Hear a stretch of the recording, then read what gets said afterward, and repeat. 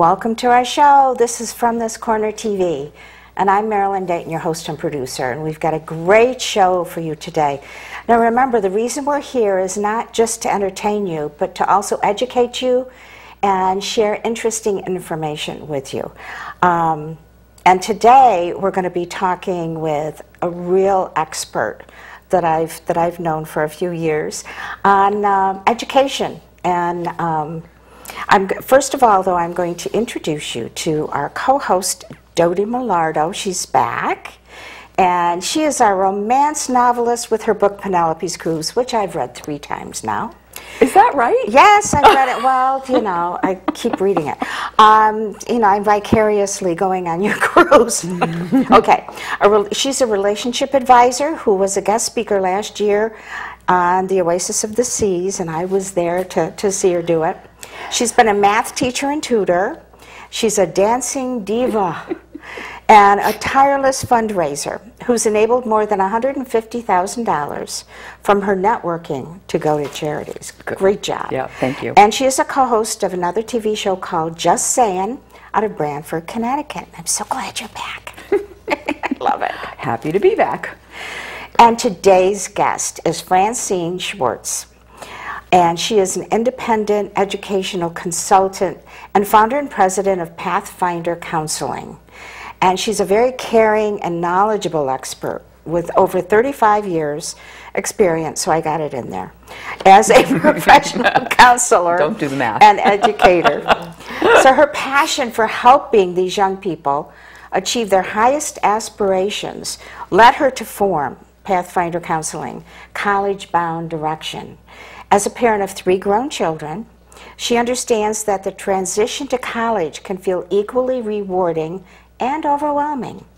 She's guided hundreds of students and families through the complex college search, application, and financial aid process. I can't wait to hear about that because that scares me, you know, that part.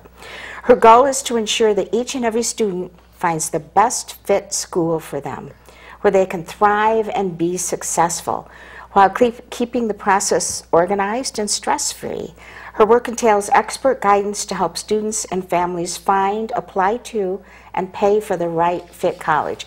And that's what we're going to talk about today. So get out your pens and your paper. You're going to have a lot of notes to take today. If you're a grandparent, take the notes for your grandchildren. If you're a parent, take the notes for your children. If you're a student, take notes, okay? Because there's a lot to this. So what we're going to do is we're going to dig very deeply into this advice, and as much as we can get in on 1 hour. So in our first part of today's program, we're going to talk about preparedness, okay? So let's start with timing. Fran, how early should parents begin thinking about the college-bound process? Well, first of all, I want to thank both of you for having me on the show. I'm very excited to share with families some information about the college-bound process. That being said, I think it's never too early to begin thinking about your future and your future direction. However, there really is way too much hype today around the whole college process, and it creates a lot of unnecessary stress and anxiety. We have 3 children, and my husband sent them off to school every day with the mantra, have fun and learn neat stuff. And I think what he's trying to say is really enjoy the journey. Yeah. There is so many rich experiences in high school for students to take part in that you don't want to always be thinking about the next step and always worrying about that. As a counselor and as a parent, I understand developmentally that these years as teenagers may be the first time that students are considering leaving home for the first time, living on their own, and honestly they're as anxious about that as their parents are. And so what our role as parents should be is to help them and guide them, but not, they need to own that process. There's a favorite author of mine, his name is Harlan Cohen. He writes a lot of college advice books, and his advice is for parents, our role is to help our students get comfortable with the uncomfortable. So it's all about a match to be made, not a game to be won, and finding the right fit. Wow. Very interesting. Yeah. Well, how, going along with that, what can parents do to ensure that their children are on the right track and prepared to go to college if they want to do that?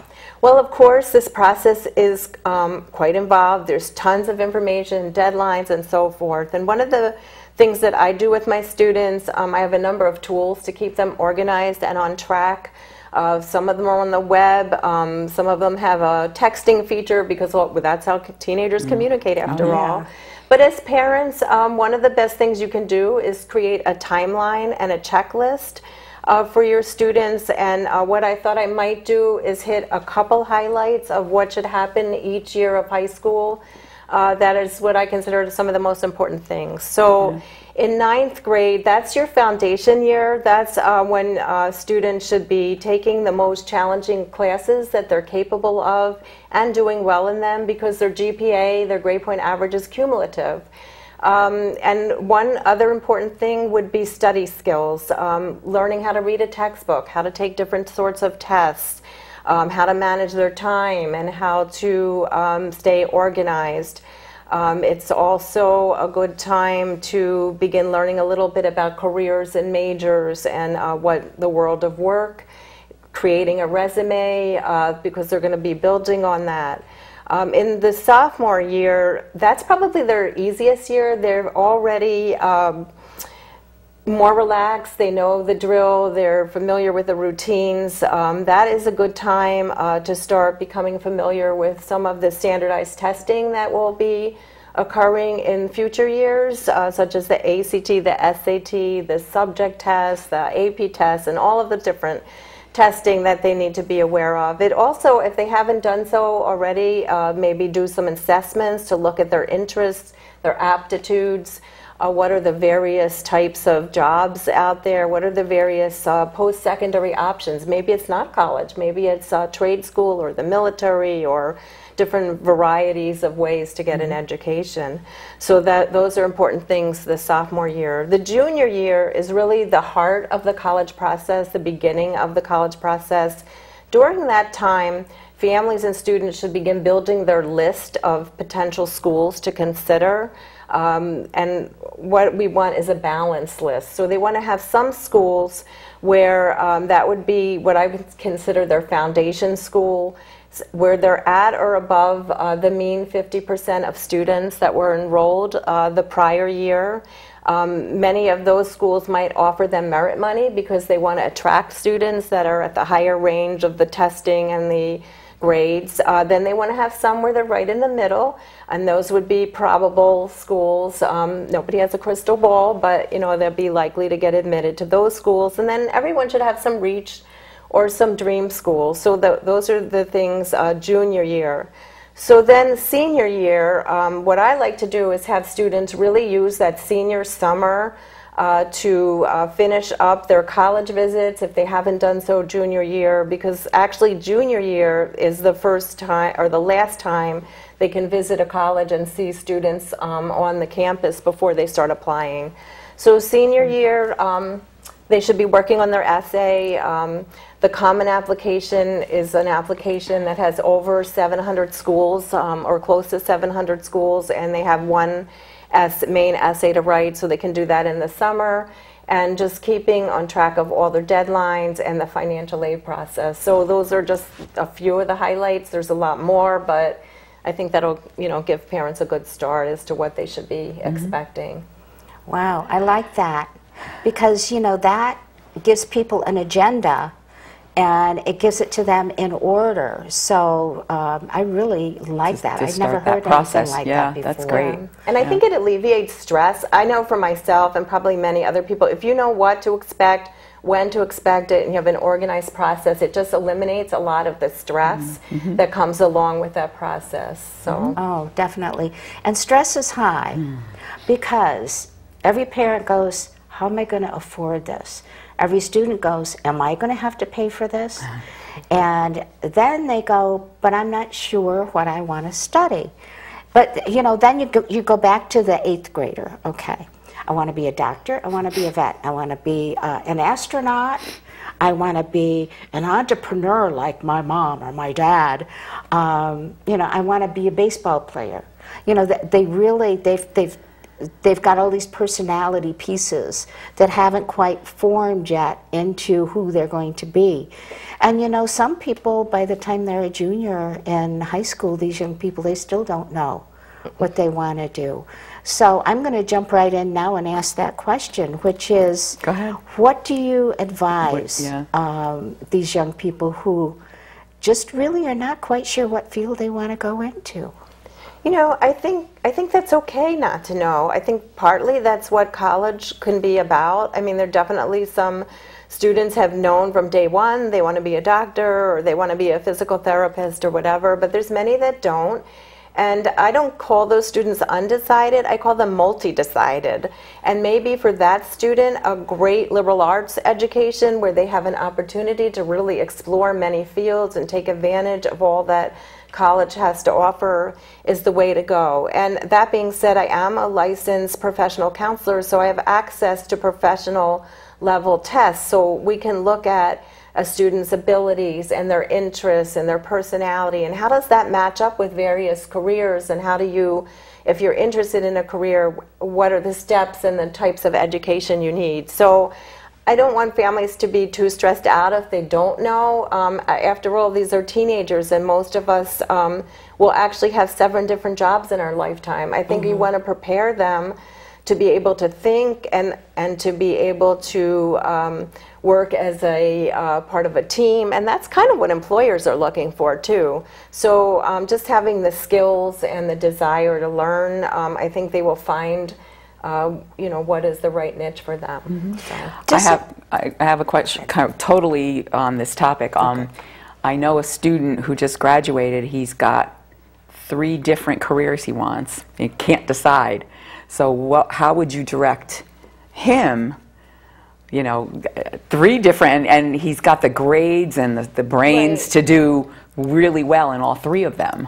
Well, personally, what I do with students, I evaluate over 100 colleges for each student, and then I create kind of a grid system where I'm looking at what majors they might be interested in, their grades, their credentials, where they want to, you know, whether they want a large school, small school, and then I help them learn to actually research. I teach them a method of researching schools, because if you go on the internet, it's like drinking from a fire hose. You're overwhelmed. So I help them narrow down some schools that maybe they're interested in international relations and business, and what are some schools where they might be able to combine those interests, do double major, and things like that. So, you know, or have opportunities while they're in school to do some different kinds of internships and things like that.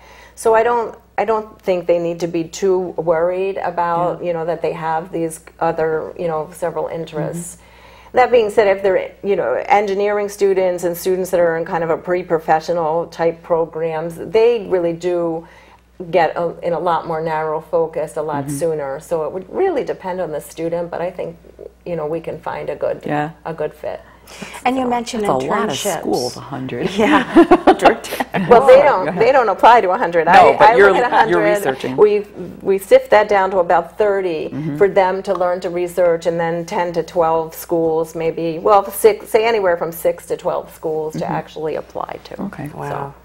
So you mentioned internships, and I was going to ask you about that, because sometimes when you think you want to go into a field, and you know, you're encouraged to have a summer job, and it might be a good idea possibly to apply to a company that has that is a part of that field, so you can kind of get a feel for it and see if it's something you really, because you're getting the inside story. And so absolutely. And so that's in high school, and that's also in college. I think an internship or study abroad or job shadowing or doing research with a professor are all excellent, because after all, you want to be able to be successful when you leave college. So I help students with that transition so that they can graduate college on time and with a job, or ready to move on to professional school or graduate school. And so it's about taking advantage of what's offered in the college. So it's not so much about the college that they get into, it's really what they do while they're there. And if you look at many famous people, maybe they didn't go to the most highly selective schools, the ones that you all hear about, but they took advantage of what opportunities what were at the school. So I think that's important. The internships are very important. Well, we're talking about making an educated decision about education. How's that? Yes, that's exactly absolutely right. That's absolutely right. That's right. Now, can you share with me different ways, or share with us, different ways you can test a college? So I think having been on probably over 150 college campuses, as a consultant, I visit a lot of schools. There really is absolutely no better way to learn if a college is a good fit for you than to set foot on the campus. So as you know, even as freshmen, you could go on college visits just kind of superficially with your family or a local college, or if you're on vacation, get a feel for learning about that college or colleges. Do you want an urban or a suburban or a college with a campus, or right in the middle of a city, a vibrant city like New York or Boston or DC? Do you want something small or large? What are the majors? So learning a little bit about the campus ahead of time, and then you would go on a visit. Usually spend at least a half a day on a campus, and preferably a whole day, so you could explore the surrounding community with your family. And then take advantage of, there's information sessions that are offered with the admissions office, and then there's tours through the led by students. And so you'll get a whole different perspective listening to a student. Of course, those students are also employees of the college, so there are other things you should do as well. Have lunch in the cafeteria, look at the bulletin board, see what's happening on the college. Can you picture yourself living there for 4 years or more? Read the student newspaper, visit the dorms, maybe do an overnight stay if that's possible. Talk to professors, sit in on a class, check out the library. Are there quiet places to study? All the different things besides your studies. Look at the athletic facilities, look at the theater if you're interested in that. And always send a thank you note to whoever you talk with, or maybe a nice email. That's always important. And parents, if you're visiting with your student, here's a little tip for parents. Try to hang back a little bit and put your student in the driver's seat. Don't be that parent that's right up in the front of that group asking all the questions. For one, your student will be very embarrassed, because that's what happens at this age. And you know, they'll really appreciate, you know, letting them be in the driver's seat. Somebody, you know what, another parent's going to ask that question anyway, and then so you'll have saved face, and also wear a lot comfortable shoes. You're going to do a lot of walking. So, yeah. Wow. That's good. Now, see, I wouldn't even think of all those specific things. I mean, I just kind of wander around the campus, so that's fabulous information. Yeah. You go, and I give students a checklist so that they have a checklist that they can copy for each school to compare. And you should always take a photo with the school's name somewhere on it, so that they don't all run together when you're looking at all all of that. So. Yeah, this is very interesting. Great advice. Gosh. So and we talked a little bit about what colleges are looking for. You know, some of them want like a higher test score than the mean to bring in the brighter students. What other things are colleges looking for in students these days? Okay. So having spoken to hundreds of college representatives, they will all tell you that the most important factor they're looking for is the student's transcript. They would much rather see what a student has done to challenge themselves for all 4 years of school than what they did for 3 hours on a Saturday taking the SAT test or the ACT test. So they want to see that they took a rigorous and challenging curriculum that was offered, whatever was offered in their particular school. And that being said, though, test scores for many schools are important. They're more important than colleges might lead you to believe, but they're a little less important than parents focus on and worry about. So you should do well in those. Also, they're looking for a well-written essay. They're looking for recommendations that speak to a student's character, their integrity, from people that knew them well, that maybe they had in a class and participated a lot. They are trying to build a diverse group of students for each of their classes. So they're looking for some diversity, something unique that maybe students can lend to give back to the college, not just what they can take from the college. They're also looking for leadership and volunteer work. And they really would rather see students have depth and participate in things that they're passionate about rather than a million different things just on a resume. They really want to see that a student cares about what they've been involved with over the years, and they want to often see that students want to come to their college. So some of them, not so much the highly selective schools, but many other schools, of which most are not that selective or highly selective, want to see that the student shows some demonstrated interest in coming there, either by visiting or all of the above, an interview and different things to show some interest. So I think that's what they're looking for. And you mentioned the volunteering in their community and that kind of thing. I know we've talked to my granddaughter about that, and she's done a lot of volunteer work. And we keep telling her that's really important. You know, go out in your community, find a cause that you've got some passion about. And it doesn't mean that you have to do it all 4 years, but it means, you know, go out and offer your services. And even if it's, you know, every other week for a couple of hours, or more than that, something you enjoy, because people know if you're not enjoying it, okay, then you might as well not do it, right? Oh, absolutely. I would never advise a student to do something just because it'll fit on a resume. I do like them to try different clubs and things like that in high school, different activities to see what's right for them, and not be shy about trying things, because I ask students, what would you have done differently in high school? My seniors, I'll ask them, and they always say, I wish I would have got involved sooner. So try it, even if you're a little nervous about it. It's worth trying. And yes, colleges do look at volunteer work because they want students that are going to contribute to their campus and be part of their community. So they like to see that students have done that, you know, in high school. So I think that is important. Well, they even build into the curriculum in some of the high schools community service. It's required. It's required that you do so many hours over the course of a year. So.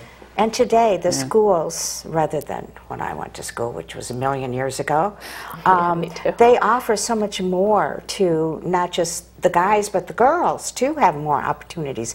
You know, drama clubs, there's all kinds of sports. You know, there's lacrosse, there's soccer for girls, which is a wonderful thing. So there's no excuse for the girls not to get in there and try some of these things today. Absolutely. Yes, absolutely. So, so you say a college essay appears to be, I remember college essays as being really kind of complicated and challenging, you know, and it's like, can you give some tips? Yeah, absolutely. I'll be happy to. I mean, we can all picture the scene. The student is sitting there burning the midnight oil at the computer, the deadline looming, and they're feeling like they have to create a Pulitzer Prize winning novel. And you can probably appreciate this as an author, but it doesn't have to be that way. I think it's important to understand what colleges are actually looking for in an essay, and then I can share some tips about how to put their best foot forward and have a great essay. One thing that the purpose of the essay is to show that students are capable of college-level writing and college-level work. But probably the most important thing is because it's the one place in the application where they can shine and where they can talk about something that's not elsewhere in the application. It's not so cut and dried like their transcript or their test scores. So some of the things that they can do is to have a very personalized story about themselves that has a lot of rich detail. I always tell them, show, don't tell. Use all the five senses when you're describing, when you're working on your essay, and take that first sentence and polish it like a diamond, because while you may spend hours and hours and hours on it, unfortunately, it might get read for like 2 minutes. So you want that sentence to stand out. Of course, you should know the mechanics of writing a good essay. So go back to the English class and what is a standard essay. You don't want any spelling errors. Don't rely on spell check and grammar errors or anything like that. You should have someone proofread it and proofread it again. And I've read you can proofread backwards. I've done that. Yeah, and you pick up things like if you're proofreading backwards. So that's important. Also, you don't need to impress don't feel like you have to impress the admissions officer. They know the voice of a 17, 18-year-old student. They also know you didn't create or find the cure for cancer. You're writing about a slice of your own life, and you should write in a way that only you could tell that story. So say a parent didn't know who wrote, or a best friend, and they pick up a piece of paper with no name on it, they'd say, Susie Smith wrote that, because it just sounds just like her. And that's what you're aiming for, something in your own words, something that is not elsewhere repeated. You don't need to impress and use a lot of rich detail. And then I think you'll create something that's meaningful. And actually, I get a lot of joy in working with students to brainstorm, and even my writers that aren't strong writers come up with something meaningful and personal. And I think that's what colleges are looking for. They just want to know about you. And so that's what it's for. I was going to ask you, what is a college essay for? Is it, to test your knowledge, or is it to get to know who you are? Yeah, it's to get to know who you are. Like, this person, how will they fit on my campus? Will they be a good roommate? Will they be a good participant? What are they passionate about? What can they bring to the school? I think, just keep it real and keep it honest, and keep your focus narrow, because you only have, for the main essay, 250 to 650 words. So you can't write a novel and you can't go in a million different directions. So we work together a lot on that to polish that up and spend a lot of time. That's why I like them to start in the summer, because they don't realize how much time that actually takes to have a good piece of writing. Sure. So, plus they're not distracted by the school projects and tests and things like that. And everything else they're doing. So. And it's interesting when you're writing something.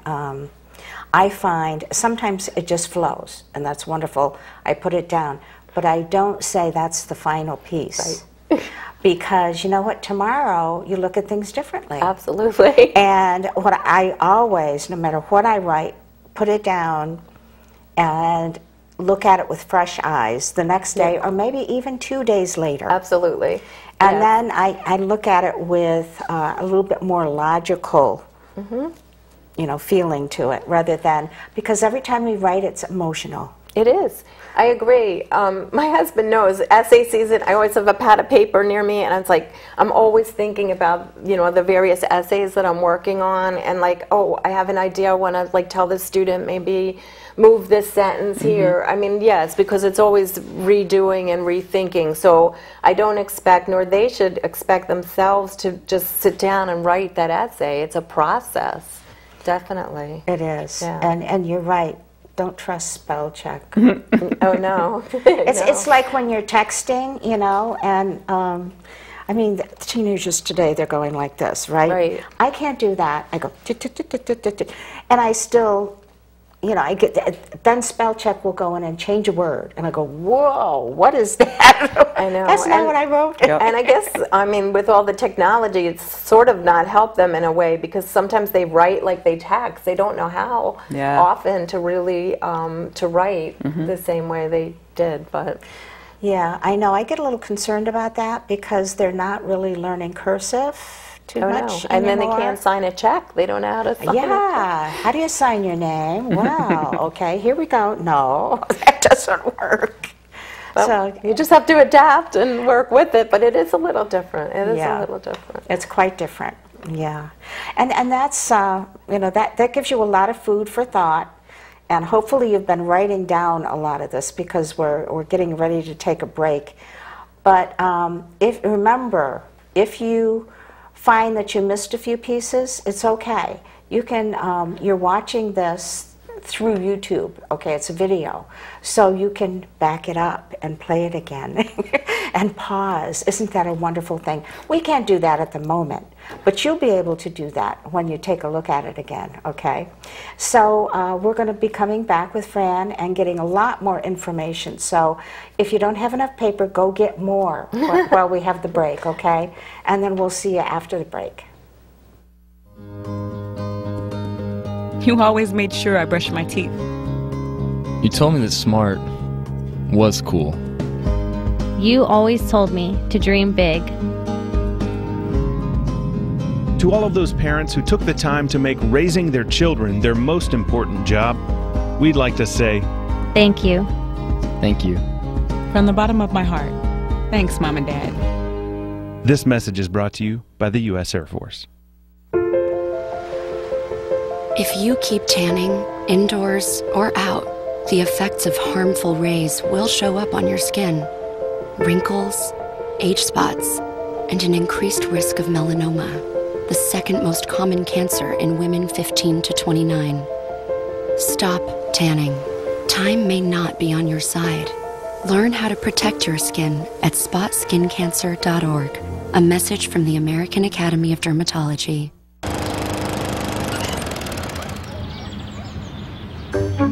You'd do anything to take care of that spot on your lawn. So why not take care of that spot on your skin?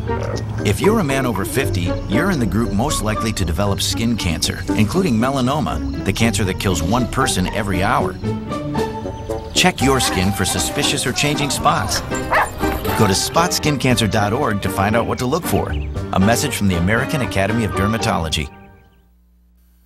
Oh, hey, bud. Where are you headed? Just gonna hang out. With Gary and Todd? Yeah. I've been meaning to ask you, is there any drinking going on in this crowd? No. If any of your buddies ever pressure you to take a drink, just tell them you promised your dad you wouldn't. I'd do anything to keep you safe. Okay, I will. I hope this is working. I promise. Love you too, Dad. They really do hear you. For tips on what to say, visit underagedrinking.samhsa.gov. And we're back. This is From This Corner TV. You know, as I look at those PSAs, or what they're called, you know, each one has a message.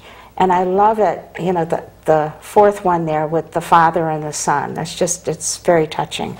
I love that. I miss the dog, though, that we used to play. But anyway, okay, so we're back here with Fran Schwartz, and she's quite an expert. And she's an expert at helping you, the student find the right fit with a college. And, you know, when you're listening to her talk, you're probably thinking, well, don't school counselors help the kids with these kinds of things? So let's pose that question to Fran. What's the difference between, you know, the guidance counselors, the school counselors, and what you do? Okay, so I can talk a little bit about why do people hire an independent counselor, and about what the guidance counselors. And I actually have a school counseling certification. I've been a school guidance counselor, so been in their shoes.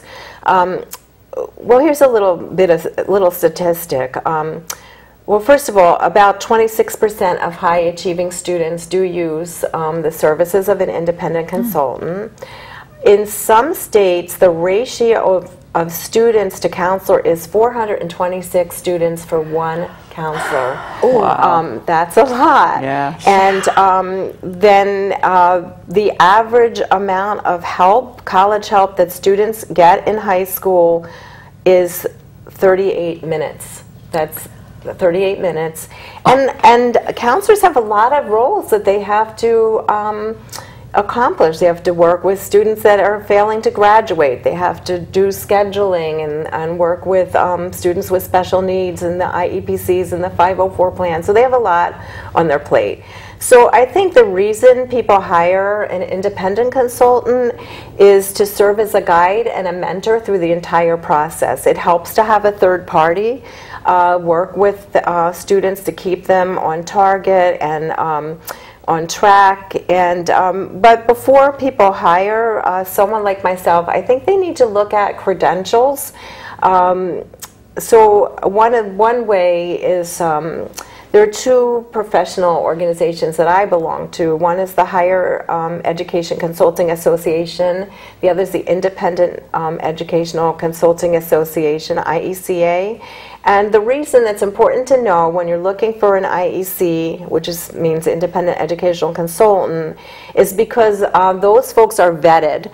They have to have a certain level of education, a master's degree. They have to have many hours of consulting students through the admissions process. We visit an average of 22 schools a year, and we have a code of ethics. That's important because we pledge that we are not going to create more anxiety for a student. We're going to make the process easier and less stressful.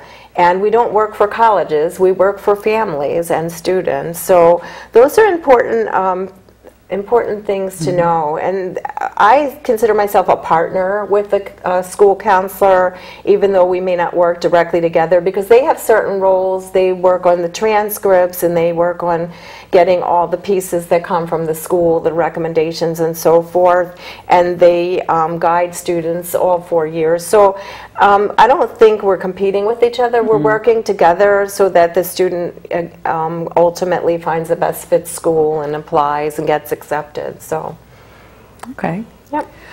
So I am a student, and I want to hire you to be my Independent Educational IEC. Yeah. Right. What do you do? I walk in your office. What do you do? What's the process? Okay. Well, first I usually speak with families, either mostly over the phone, email as well. Of course, I Skype and I do FaceTime and all of that. Just so they understand pretty much what I just told you. What does an IEC do? What can we do to help you with the process? And then I have the family come in for an initial session, and I spend a lot of time with a family interviewing them, both the student and the parent separately, so that we can establish what are their goals and objectives for this process, get to know the student better, and develop a rapport with them, and so that we can work together. And sometimes I have families and students and they're a little skeptical or they're nervous. They think that I'm just going to be a person to give them a lot of work, extra work to do and all of that. But once they get to know me, I work very well with students. I love teenagers, actually, and we work well together, and I go through and give them a timeline of activities that we're going to be working on. I have a number of different packages or options to work hourly, so we figure out what's going to be the best way to work and then go step by step through all the different processes. I introduce them to my online system so they can have an account and see how that all would work. And then mostly I work with the student. The parents, I'll have them come in when we have a college list to discuss, and work with them on the financial aid piece, of course. But mostly it's me and the student, and I can be what I call a nice nag. So I've Skyped with students on a Friday night and said, I think I need you to turn some essays into me, and they usually cooperate and they work with me because I'm not the parent. There's not that push-pull, and we work really well together. So it's just very individualized with the family, but they have a systematic course of events that we go through the process. So, and it's never too early to talk to you, right? Oh no, I talk with families, even 8th grade parents, and give them an idea. Like for juniors or for freshmen and sophomores, I have a package where I work just with freshmen and sophomores to help them learn study skills and about the world of work, and we do assessments, and we meet maybe 5 times a year, and that gives them a good start. We look at their courses and their extracurriculars, what can they do in the summer. So yeah, it's a great start, but I'm not focusing on the college piece at that point. I think they want to enjoy high school and be prepared and see what's coming down the road junior year, but it's not to only focus on that, because families tend to overly focus on that, and I try to avoid that. So. Well, I think one of the reasons parents focus on finding the right college is because of the financial part. It's very scary. The financing and education is the second largest investment after your home. That's kind of big. That's, as I said, that's scary. Not only that, but it can be very confusing and overwhelming. Well, we have an expert here. So what we're going to do is we're going to pose some financial aid questions to her, okay? So make sure your pen is working really well and write really fast, because here we go. What rules of thumb would you start with for financial aid? Okay. Well, let me just preface this by saying I'm not a financial advisor. I do advise families to find a very good person early when they have children to start planning ahead for college. But what I do with families is I help them through this. It is a very complex process, and I won't bore you with, I'll try to give you like a high-level view of some of the important things. I help them with the applications, and I help them find an affordable college for them and make decisions about that. So one good rule of thumb is that what I call the rule of thirds. 1/3 of your college costs should come from your current income, 1/3 from money that you've saved, and 1/3 from financial aid. And we'll talk about the different types of financial aid. And I think families should always have a financial safety school. Often that's a state school, because that might be of a lower cost, or perhaps consider 2 years of a community college. It's very individualized for the family. But there's always a way to make college affordable and make it work if the student wants to go. So that's what I would advise in terms of financing. Mm-hmm. Okay. I like that, thirds. A third. So current income, savings, and financial aid. The three, right? Okay. So that means you need to start saving when they're young. Yeah. Absolutely. Okay. Yeah. It takes a while. Yeah. And every year the prices are going up. Sorry, but that's a fact. Yeah. So how do you go about applying for financial aid? What is the process, and how do they determine how much to give you? Very good question.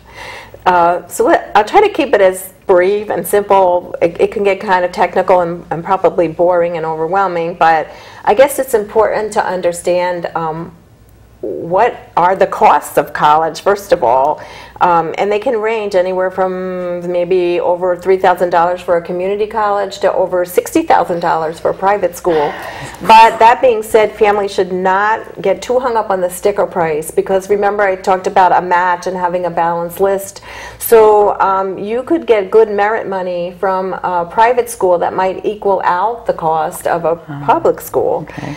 So the cost of college, there's direct costs, which would be your tuition, your room and board, and fees, and then there's indirect costs, which would be books, maybe transportation, say if your student is in a college halfway across the country, and then there's always the late night pizza runs and something called eSuds, which is you can have an app on your phone which tells you when your laundry is done. That was not available when I was in college, but that's a cost, not the app, but the laundry and all of that. So what colleges do is they come up with what is financial aid? So financial aid is basically the cost of the school minus what's called the expected family contribution. That's the EFC. And how do they get this figure, this mythical figure? Well, there are two forms that families fill out. One is called the Free Application for Student Aid, the FAFSA, and you would go to fafsa.ed.gov, not any other .org, because those could be actually scams where so you need to know the proper website. You fill out that FAFSA form. It's now available October, used to be January, and it's based on income and assets, and it can even be pre-populated with your income tax information. And then there's another form that private schools use called the College Scholarship Service Profile.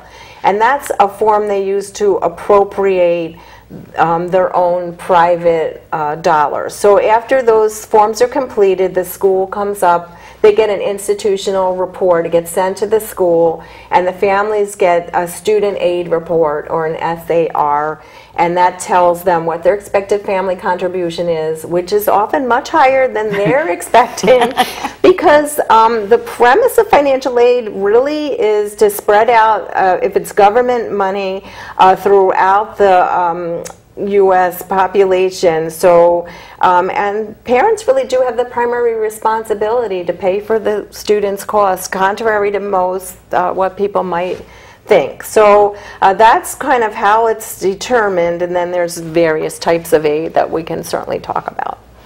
For instance, scholarships, they're still available, right? I hope. Oh yeah, there's still scholarships. So would you like me to talk about the basic types of financial aid? Yes, please. Okay, I'd be happy to do that. Okay, I'll keep it easy. There's two types of aid. There's gift money. That's money you don't pay back. And then there's self-help money. That's money that you either earn through a job or you pay it back through a loan. So in terms of gift money, there's grants and there's scholarships. So grants are and sometimes that's interchangeable, but a grant is money that's you don't pay back, and it's based on financial need. It's for very needy families, I'd say, grants. So there's not a lot of money in terms of government grants, but there's definitely some money available for families. And then there's scholarships. And I'm actually, the Independent Educational Consulting Association is writing a book, and I'm going to be featured in that book talking about scholarships. So there'll be a lot of information in there, probably within the next year. It's in process. But there's many ways to obtain scholarships. The very best way to obtain a scholarship is through the school itself.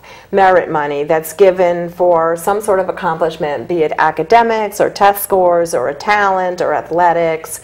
Then there's scholarships. There's a lot of local scholarships that schools have a list in their guidance office or on something called Naviance, which is a system the schools use online. And sometimes that money goes unclaimed, or very few students apply for it. And it might be, enough for books. It might be $500, $1,000. And it goes unclaimed because they don't want to write that additional essay, which they could maybe use something they already have, or they're just not aware of it or take the time. That's another good source. And then there's a lot of national sources. You have to watch for scams, though. But there's some legitimate, online sources where you can create a profile and look at various types of aid. And then so that's scholarships. And then self-help money, work study is, they're given a pot of money through the government and they get a job at the school. And then loans is a whole other ball game in itself, but there's loans available for students, there's loans available for parents. But what I will say is one rule of thumb with loans is a student shouldn't borrow any more than they're likely to make in their first couple years out of college. You don't want to saddle yourself with debt. You might do better off saving that money. You might want to have an apartment or a car when you graduate or go on to graduate school. And so you might want to find a more affordable way to achieve that. And parents, I don't think they should bankrupt their retirement accounts to pay for a very pricey private school. They only have so many years of, your student has many, many years of earning potential and you don't. So you really need to find the school that's a good financial fit. And there's definitely ways to do that. And that's why they need you. My mom could have done this job. My mom, when I was going to, looking at colleges, whatever, excuse me, she found the Elks Club was offering scholarships. Yeah, and they still do. Yeah, and my dad was not an Elk member or anything. You didn't have to be a member. And I got 2 years in a row, I got a scholarship. It was really helpful, very helpful. But my mother did most of the paperwork. Yeah, I think if you take the time, honestly, if you take the time, there's a lot of interesting scholarships out there. My husband's a ham radio operator, and they give tons of scholarships. Wow. And then, or water skiers for some reason have a lot of scholarships. But there's a lot of unusual scholarships. So once they're done with their applications, then we can sort of work on like finding, you know, some other pots of money out there and, you know, helping them as much as possible. Yeah. And you probably know the resources that you can recommend to them. Yes, absolutely. For all of those searches, Right. because we don't want people to run into the scams. And unfortunately, because of the technology and information world that we have today, there are a lot of scams out there. And it's not just online, it's phone calls, it's holy cow, people. Yeah, you really have to be careful. You really, really do. So you do need to find someone that you can trust and rely on for their guidance.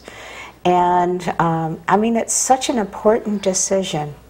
And you know, I know a few people who, unfortunately, their child went to college and all of that money invested, and then they decided not to use their college education for their future. And you know, that'll happen too, and there's you know, things change over time. So, but you can just do the best that you can do, which is another reason why they need someone like you. And if you start early enough, 8th grade, freshman in high school, someone like Fran, who's an expert and can get to know your teenager, can really kind of feel them out as far as, you know, where they're going, what they want to do. They may even find, perhaps in an interview with you, that there's a different direction they want to go, and they had no idea. Does that happen sometimes? Yes, it does. It happens. And that's fine. That's why it's great to be a young person with all this ahead of them. There's always going to be something that's right for them. And sometimes they just need that confidence. And there's so many opportunities out there. And every year there are lists of the best, you know, the best, highest paying industries, the most reliable industries of the future. And of course, we all know a lot, you know, technology, the health industry, of course, you know, those are usually at the top of the list. And then there's others. So you have to keep that in mind too. Because some industries come and go. Kind of like we do. There's like expectations of what you're going to be able to achieve once you go to college and you get your degree and so forth. I am a mentor at Guilford High School, and I have a mentee who's in a vocational program, and one of her teachers created this project where they have to decide like what kind of lifestyle they want, you know, and then they have to think about like that, in that lifestyle, what's it going to cost to have that kind of a lifestyle? You're probably surprised. And then they have to start thinking about the things that they want to do when, you know, it's like what do you want to do for a career when you get out of school? And then they okay, so I want to be a hairdresser, you know, and how much is a hairdresser going to make? And can that money give them the lifestyle they're looking for? So it's like a big managing their expectations, and it's kind of probably what you do when you're working with the students in kind of a big way. Because I'll bet you have some people who come to you and they're, going to college. And during the process they figure out that's not where they want to be. And I think that's great. And I wish more students would figure that out. There's other things they could do perhaps. Maybe they need a gap year. Many students are doing a gap year to volunteer, or to do something else, or work for a year or two to learn that, maybe they need to go to college to have that lifestyle or that type of job. My own 3 kids are on very different paths, and they've all learned differently, and so do my clients. So I think that's, or go to community college for a couple years and get your basics down, save some money, and then you'll be, you know, when your degree is not going to say X community college, it's going to say such and such university. So there's so many ways that would be, you know, to find their future. I totally agree with that. Yeah, absolutely. And you know, these young children are our future, and we have to keep that in mind, which is why it's so important to find experts to work with to ensure your child's future. And And there's just, you know, we've got people like Fran who's, she's not just an expert, she's a very caring expert. And I'm just so grateful to have you on the show. It's just been it's been great to see you again. Yeah. First of all, it's been a pleasure. I've really enjoyed talking. Is there any last minute quick tip that you want to throw out there? Well, I just want to reiterate that what I said earlier, that college is a match to be made. It's not a game to be won. There are over 4,000 schools out there. I always reassure my students that they will have an opportunity to go to school if they want to, and basically have fun and learn neat stuff. It's all about the journey. Yeah, so hopefully I can help them with that. Yeah. And you help people in other countries too, don't you? I have. I've had clients in Japan, in Hong Kong. That's the beauty of Skype and FaceTime, and students are very savvy with that. They're good at texting, and so am I, so it all works. Yes. That's wonderful. Yeah. Thank you so much for being on the show. It's been a great pleasure. Thank you so much for the opportunity. Thank you. I also want to thank our sponsors for supporting us and allowing our show to come to you with these kinds of information that can help you, your life, and your family.